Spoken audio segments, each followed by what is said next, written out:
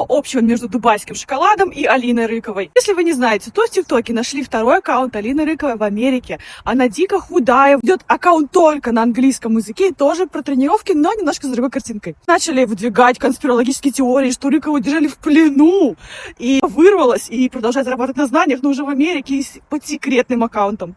Ход дубайского шоколада заключался в том, что первоначальный пиар был сделан так, что закупалась массовая реклама у микроблогеров, которые говорили: «О боже, я его нашла! Как мне это тяжело было найти, но я нашла, и вот он, смотрите». Никто не оставлял ссылки на ВБ, никто не говорил, кто продавец, поставщик, компания. И, в общем, все начали массово искать, где это, на ВБ. А на ВБ была готовая раскрученная карточка, которую, соответственно, люди сразу покупали. Вам не кажется, что это что-то напоминает? Считаю, что это абсолютная пиар-фотка, продюсер с 10-летним опытом, что это как бы просто история про то, что Алина выходит на новый рынок, и ей нужны новые аккаунты в Америке, соответственно, она их делает. Подписывайся, чтобы знать о том, где реклама, а где нет.